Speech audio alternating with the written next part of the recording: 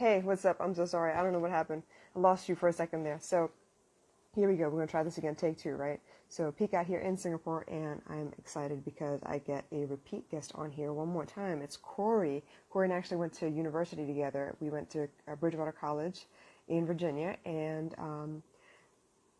life takes us our separate ways, and I'm back here in Singapore, and he's still in no, he's West Coast right now. He is getting ready to get on live with us so we can talk a little bit about his business. Now, I've interviewed him once before, and what I want him to get on, hey, Dushindan, what I wanted to get on here and talk to you a little bit about is to share what he has learned in his journey so far. I really need for more of you to pursue your passions and not be so scared and realize that there is no one way to do things. You kind of just have to go with your gut and trust your intuition a little bit. So as soon as he jumps on here, I will be able to start the conversation a little bit. Here, hold on. Let me see if I can find him. But in the meantime, how are you doing? What are you doing in your world at the moment? How is everything going? I know it's really early morning over here. It's about 4 o'clock in the morning on Wednesday, and just starting very, very early today, which is cool. Hey, let me see if I can bring him on.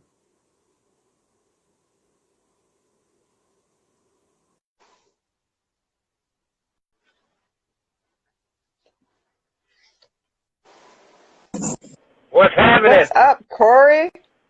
How are you? I'm good. How are you? How's your day been? You've been working already today, huh? I've been going since, 6 this morning. Dang, okay. Well, just typically in a day, what does your day look like? I know you do a lot of traveling in your business. Yeah, I go a lot of places. I go to clients' homes. I go to corporate offices and perform boot camps, workouts for them. And I do one-on-one personal training. I do some group personal training as well outside of the corporate hemisphere, I guess you would say. So Yeah. I'm all over the place. Then I also have spin classes here. We're starting to pick up with those as well. So those are weekly. We have sometimes 2 a week, sometimes 3 a week. And as we're picking up, I think we're probably going to start having about 4 or 5 here soon, and we're getting busy. Yeah, so this is, I mean, summertime for you is probably very, very busy because everybody trying to get their beach body out there and everything. So I'm sure you're getting more and more calls to do group classes. Is that basically the gist of it for you, or? Yeah, sort of. In San Diego, everybody tries to stay fit all the time, so it's not a seasonal thing here. I'm fortunate Very enough to cool. keep my clients and get new clients throughout the year, not necessarily just for the summertime. But I do get a lot of requests from brides or brides-to-be to get ready Oh, for their okay. wedding. Right. A lot of women are usually either had a baby or they've gotten pregnant, and they kind of go pregnant through the summer or after. So I work with a lot of different people, but there's not a lot of ebb and flow. It's kind of consistent here in San Diego. That's pretty damn perfect. So I was just telling people that you and I went to school together. You were a year ahead of me, but it's been kind of cool because with social media, everybody gets to keep up a little bit. I've been trying to keep up with your posts, but I see you training a lot of different people. You get to showcase like bits and pieces of your spin classes sometimes when you're training people. I think I saw somebody that you were training for. I'm not sure if it was like lacrosse or field hockey or something. You were training Lacrosse. them as well. Yeah. So it was just really cool to see the different kinds of clients that you have because you're always posting something. And then something else you've been doing lately is posting pictures of a smile to try and share the happiness, trying to make sure that everybody, has a reason to smile. Sometimes you need to be, reminded that you need to smile. You need to smile more. It's okay to Yep. smile. So just for the people that don't know you so far, you were born and raised where? Baltimore City, Maryland. Very cool. So how did you find Bridgewater? Coach Clark found me. For Coach Clark, real? Okay. yeah. So my cousin also played high school football, and he played in NFL as well. I also worked for him and with him in D.C. when he opened his second. Well, he opened his first. I was there, and then the second gym as well. Now he owns several gyms in D.C. But Coach Clark was my cousin's coach at Virginia Tech. Oh, wow. Okay. So Virginia Tech, he left Virginia Tech, of course, and I forget where he was before Bridgewater, if anywhere, but I was being recruited heavily out of college, and some things went one way or the other, and I ended up with Coach Clark at Bridgewater. That's really cool. I mean, obviously I didn't know you very well back then, but I mean, I saw you in the football circle because we were, we were all a tight-knit community, at least I'd like to think so. So in Bridgewater, what did you end up studying? I ended up studying health science and PE, or education. Pretty cool. Physical education. I kind of like the fact that you've kind of stayed in that track anyway, though. A lot of people go to college thinking that, they have to do one thing or another. They don't necessarily get the opportunity to follow what their passions are in the beginning. Sometimes they, they study what their parents tell them to study, and then they find their way eventually along the way. But you were able to, pursue PE and physical education, all of that stuff from the very beginning. That was your dream from the beginning, correct? Well, I got to take a step back because I actually started in business management at Bridgewater. Kind of going the accountant line. I really loved math coming out of high school, and as I was in elementary school, math was like one of these things I really enjoyed, as well as spelling. But once I got into Bridgewater, it became science more so than math. Numbers turned into letters, so it wasn't interesting enough for me. And it kind of wasn't something I felt like I wanted to do in the long run. So that's when I switched to the health field, because I figured I could help more people in a more beneficial way than just with their finances, but with their health. So I got to ask, how long into... Sorry, go ahead. Go ahead. Because you can be financially healthy and great, with that, but when it comes to your mind and well-being, that's more important than, I think, having all the money in the world. So. Absolutely, because we both know money comes and goes, right? It doesn't really stay in any one place. It comes and goes, and it depends on how you manage your mindset when it comes and when it goes as well. So, in your educational career, how long into your time at Bridgewater was it before you decided, you know what, I think I'm going to make a change? Because I changed majors too, but I changed, I think I had 3 semesters to go and change majors. Oh, mine was almost like, I want to say, my second semester, freshman year. It was early. It was quick. It didn't take me long. I knew what I wanted to do and what I didn't want to do and what I didn't want to put my effort into, and it wasn't accounting. So that wasn't my passion. I felt more passionate in the way of, because we had done some different programs where we went to like Woodrow Wilson and helped with paraplegics and kids that aren't able to do things that other kids could do. And that kind of went rock bottom for me and made me pay more attention to wanting to help others. Cool. So, freshman year itself, and you were able to change, and that wasn't like a difficult change, right? Because I remember Bridgewater, it was a liberal arts school, so there were a lot of like general prerequisites that you were forced to take, and I actually appreciate that because I started off a bio major, and it just happened that, I'm not that good with chemistry. So I finally decided, I don't know about this. I don't know if I could deal with these kinds of, I was failing the classes, first of all, and then I was like, well, I don't know if I want to do this the rest of my life either, so I kind of pursued what was more natural for me, so I went psychology. Once you changed majors, what were the opportunities like as far as exploring what avenue of physical education? Because there's so many things you could have done with it. You could have gone nutrition, you could have gone, as a physical trainer, sports medicine, it could have been anything. How did you decide where in that field you wanted to be? Honestly, I didn't know exactly where in the field I wanted to be. I thought about, like, being a PT, as in physical therapy, and eventually one day owning my own physical therapy place. But as I was graduating college, I also had some opportunities to play football and professionally. So I had some tryouts here with the Canadian team and a couple of teams in the U.S.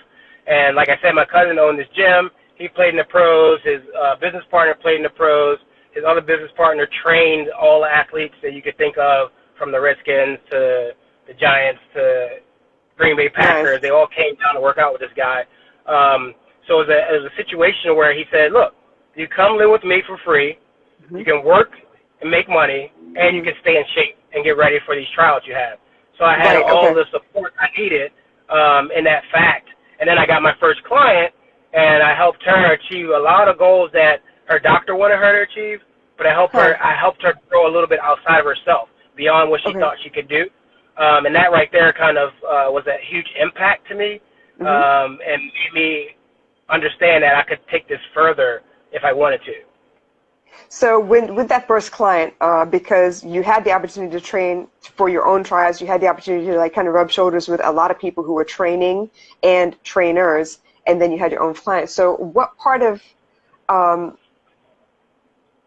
what point in that journey did you find that you needed the mindset as well as the physical trainer information, like the background at least? Because those two go hand in hand. It's not just one thing or another. Everything's kind of like, blurred lines in that circle as far as spiritual and mental health and physical health as well. So where did you figure out that the motivation was something that you were able to offer as well? Because you do every day. Every time I see you with your blender dancing, when you're in the car, just hyped up and getting people ready for the morning, that is totally a mindset motivation kind of thing as well. Well, you know what the mindset turned for me was when I understood that I'm telling my clients that it's about consistency. Yeah. You got to be consistent. You got to do this a certain way. If you want results, you got to be consistent. So right then and there made me do what I do now and continue to do, because if I'm not consistent, how can you do what I'm telling you to do? And why would you do what I'm telling you to do? Right. If I was out of shape, why would you work out with me and I'm out of shape? Yeah. It's like the two it's apples and oranges. So my mindset is if I ask you to do something, I better damn well be able to do it as well. If I can't do it, I'll never ask you to do it. And that's where it all came with this whole consistency thing. And I figured that if I continue to be consistent, and I'm telling my clients to be that way, then it goes hand in hand, and it just continues to grow stronger and stronger, and everybody gets it, and it starts to link. And then again, you surround yourself with people that are motivating, that are positive, that can also have a influence and add value to your life, as well as you add value to their life as well. Very cool. So I know you played football in high school. I know you played football in college. You were looking for tryouts after college. How much of that came naturally to you? Because it seems like, your family members play football as well. I know that once you play football, it's like you're constantly training, whether you're off season or in season, whatever. I remember going to Bridgewater in the preseason, just before school started for a couple of weeks. You go into two-a-days and you go into camp and stuff like that. So did you ever find that there was a time in your life where you struggled to find the motivation to come work out? As far as working out outside of the actual sport, I found it tough for me because of my talents. Okay. Maybe because I was a little too big-headed and egotistical at the time, that I didn't think I needed to lift weights per se, because I was already better than a lot of people that I played against or with, and that was just me being young and immature. But now it's just something I need to do for myself as well as for my clients, because my clients notice that I'm working out, then again, consistency, and they'll continue to do their job and their homework. I never had an issue. I played soccer growing up before football. Played baseball in high school, played basketball in high school. So you were all-season kind of guy. Yeah, so I didn't stop playing sports at all, so there was never I enjoyed it. I liked being out and kicking the ball around, catching the ball, throwing the ball. It was just something I always enjoyed, and it also stems back from, after elementary school, I would go to my grandma's house. My grandma, she raised about 8 foster kids in her house, all different ages, from 3 years old to 20. And all the kids in the neighborhood were around my age and maybe some a little bit older. But we all played together outside, something you don't see as often as you should see these days. Not anymore, we're trying to resurrect that. Here, we're trying to right that ship and rewrite the ship and bring communities together. And that's why I kind of do that, share a smile, send a smile, see a smile, share a smile, because I feel that that's just a way to bridge the gap between, communities being comfortable with each other. I don't know where the comfort lost, where we lost being comfortable with our neighbors. It's called neighbor for a reason, and it's a good way. It's a good reason, not a bad thing. It's just basically, I was able to have fun all the time, go outside. I didn't want to be inside. Who wanted to be inside? Because if you're inside, you're cleaning, you're doing housework. That's the stuff you don't want to do, right? The stuff you shouldn't have to do as a kid, the stuff that you should be outside playing. So I never really had a hard time finding motivation, because I had a lot of support. I had a lot of people who enjoyed playing sports with me. I was never out there alone. There was always somebody that came out and joined me, or I joined them. So I guess the whole, to put it in a small thing, is surrounding yourself with people that are like-minded. and also that will support you as much as you support them. Right. Exactly. Your circle is totally important. So we've talked about how you were from Baltimore, you were in Virginia. How did you end up on the West Coast? You want to know? You really want to know how? Yeah. Simple lifestyle. Okay. I wanted to enjoy a different lifestyle, a more less of a rat race, Okay. more of a life on my terms. Because I want to live the Is life that a that I mindset wanna thing live. between East and West Coast, you think, or? Yeah, I think so. Okay. I think so. When I was on the East Coast, it was more of a, I got to work my butt off. I got to get this house. I got to get this car. I got to get married. I got to have What's kids. next? I got to have a child. Mm-hmm. Yeah, what's next? Like, it's kind of like somebody outlines a plan for you, but I don't want your plan. I want my own plan. You know, I want to be able to outline my own and go through with your help along the way, you know, because I'm going to make turns to the left and make turns to the right. Some going to be good, some going to be bad, but that's where the support comes from in the end. But again, it was just something that we had come out here and visited several times, and we just felt this like aura or this feeling of this is where we should be. This is where life gets better, or life is more enjoyable for us, for me. You know, and again, not to knock on any side, West Coast, East Coast, none of this BS. It's just I think that it's a whole mindset, and you can live that same lifestyle on the East Coast. I just didn't find it there, and I found it here. Got it. So you have to go on a journey and search for what you want as an individual, you know, because it's not about everybody else, you know, because everybody's doing their own thing. They're going to live their life the way they want to live it, and it's up to you to live your life as you want to as well. So was that a difficult thing to learn to trust your gut? Like, you know, when your gut kind of tells you, all right, well, I don't really enjoy it. It's too stressful. It's kind of pushing me faster than I want to be. Like I want to kind of lay back a little bit and work the way that I want to work. When you're bucking against the system a little bit, was that very difficult to learn to trust your gut? A lot of people get very nervous. They want this, but then they're so nervous about what everyone's going to say. They're so nervous about, you know, whether people will support them or not. So a lot of people stay quiet. A lot of people like kind of shut down at that point because it's too much stress for them. How did you learn to trust your gut and then move towards your goals in that regard? Basically, let go of the fears. I think fear is a major factor of what set people apart. It can take you in one direction or the other. And I've soon realized that there shouldn't be limits put on anybody, or you shouldn't put limits on yourself. And if there's a reason, there's a West Coast, there's the East Coast, there's a Saturn, there's a Jupiter, there's India, there's Alaska. There's a reason all these places are around for you to go explore and to go journey.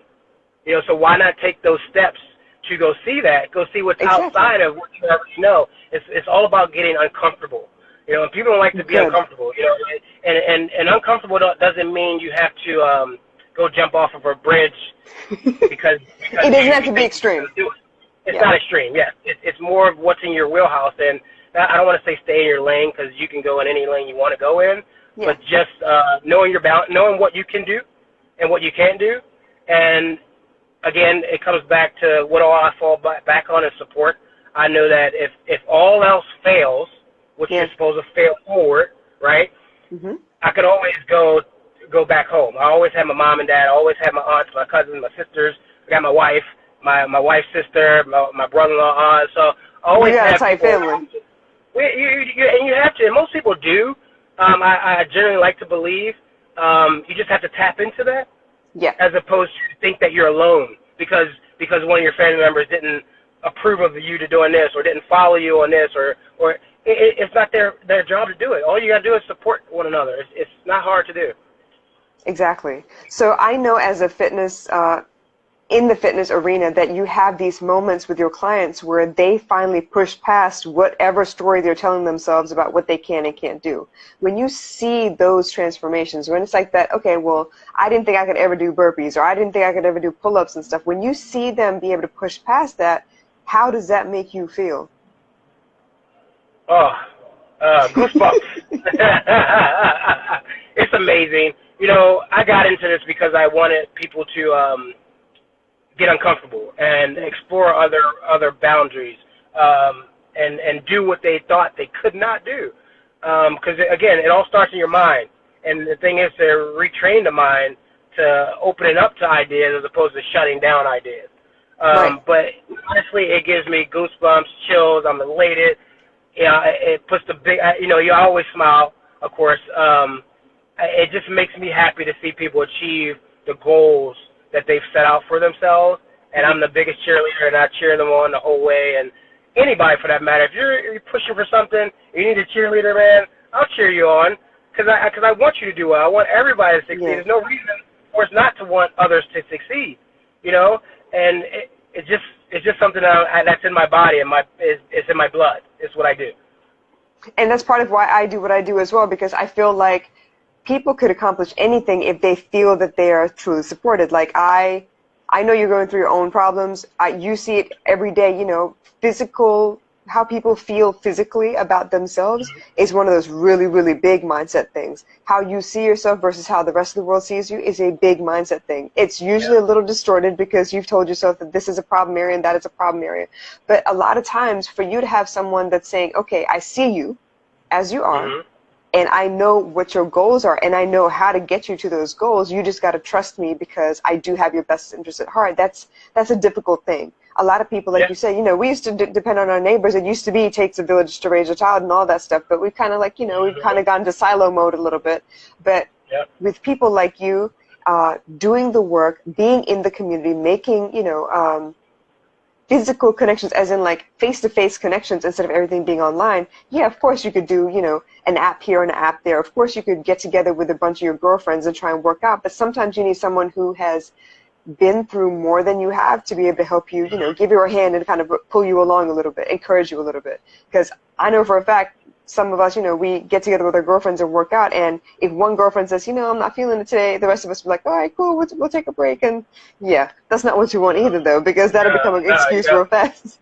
So I really appreciate the fact that how you teach people to see themselves physically, how you help them with their mindset, how you help them move past all of those little blocks, all the things they keep telling themselves that they can't do.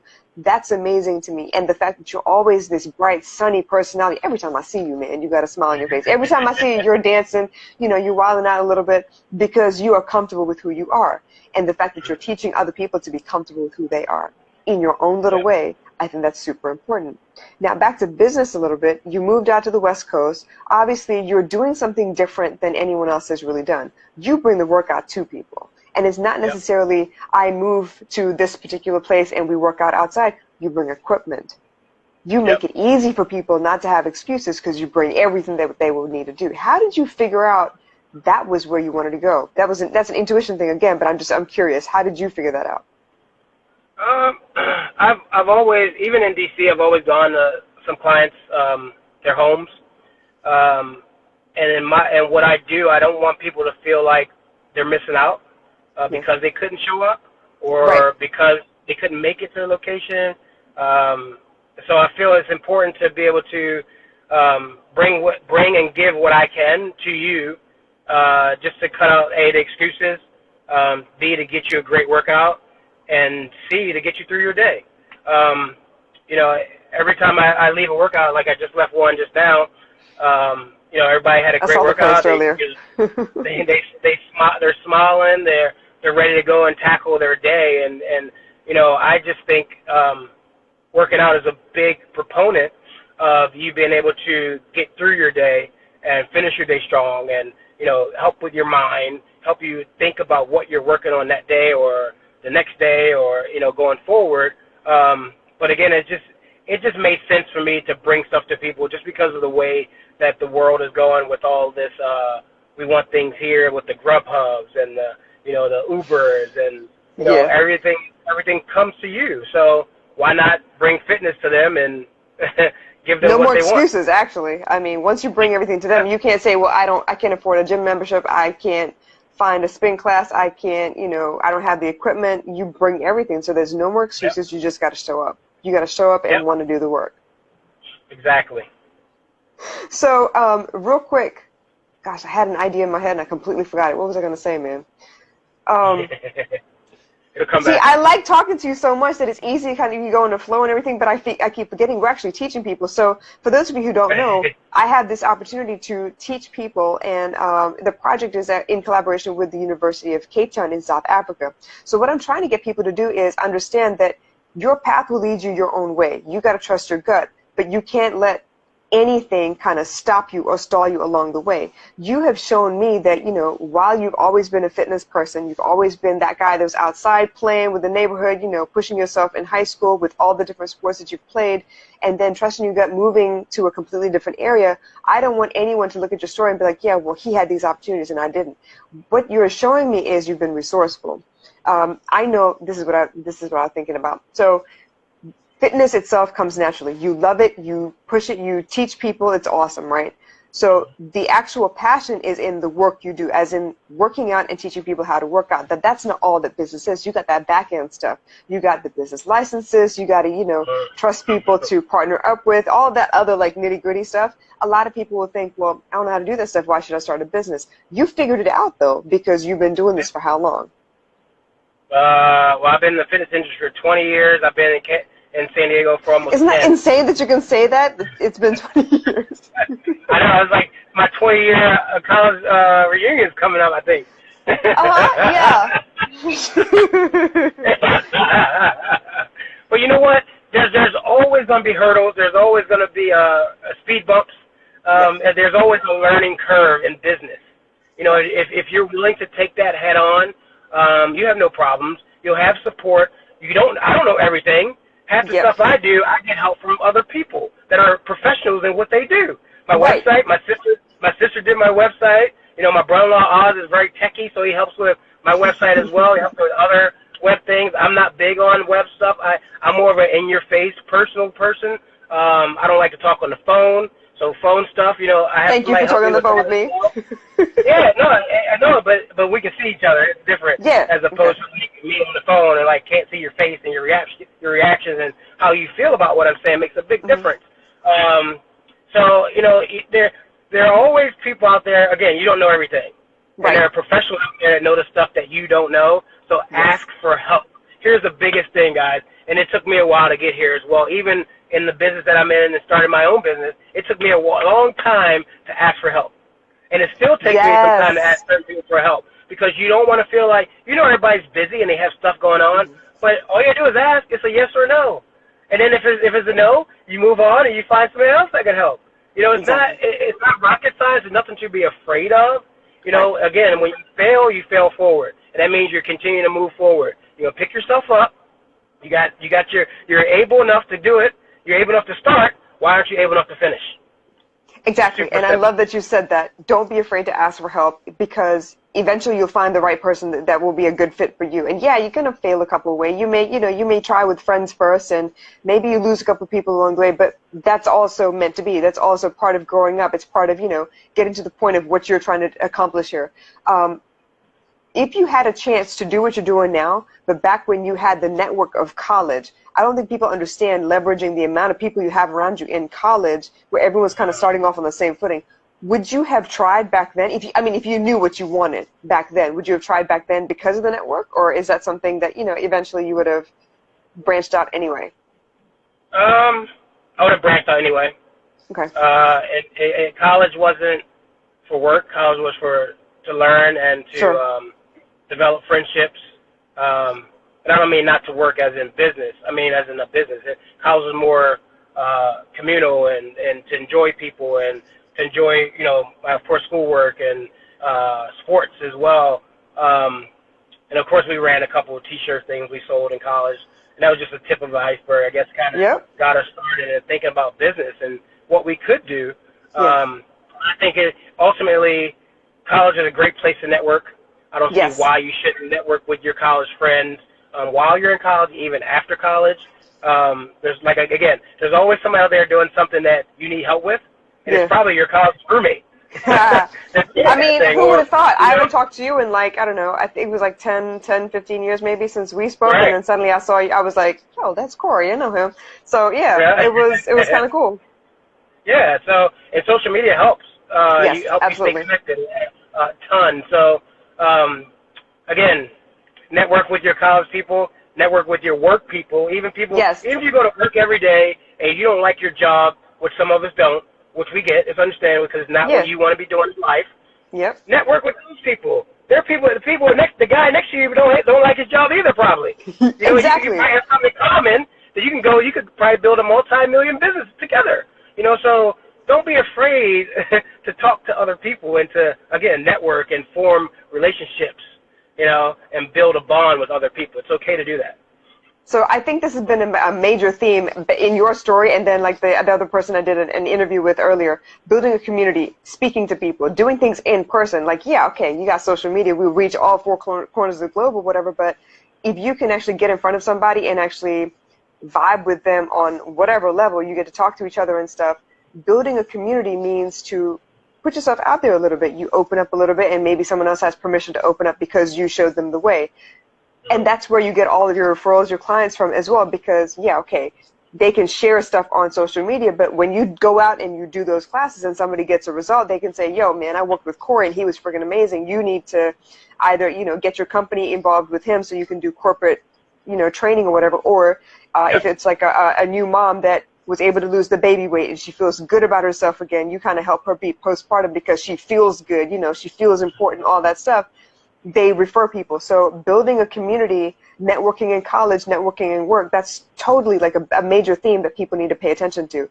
Even these, these influencers online, I know a lot of people that are in London, in Germany, in France or whatever, they're real tight because they know each other on social, but they still use each other's connections, and they make sure that they huddle up because of a party or because of like an event or whatever, and that really brings everybody closer together. So I don't know how much more time you have. I really appreciate the fact that you got on here, but if you could leave 2 pieces of advice for someone who's in college trying to find their way right now, maybe they're not in the right, the right line of course study. Maybe they're worried about, will I be able to get a job as soon as I get out of college? Because that was something I struggled with. I studied psychology. I got a master's in education right out of college, but I didn't know where I wanted to work, and I had an idea, but they told me I needed more education, so I was really freaking out. What would be your advice? Like two major things that you realized that might be able to shortcut someone's learning curve.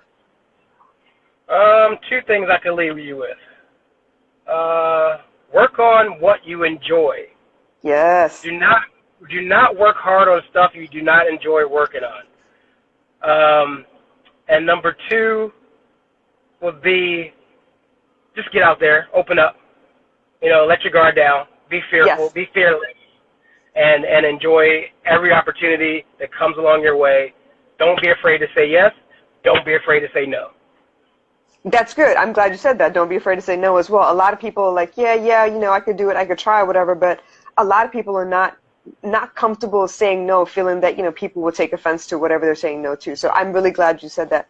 Corey, it's been awesome. It's always awesome to talk to you. So I really appreciate this. I'm hoping Cape Town understands what you're trying to tell them, because we dropped a bunch of nuggets in here in this conversation. So appreciate you as always. Yeah, man. We're going to keep in touch anyway. So you keep it rocking. I know you probably got other stuff going on, and I will get you guys again soon. Hey, thanks for having me on again. I appreciate it. Thanks, Corey. Appreciate it. I'll talk to you soon. Have a great day. Bye.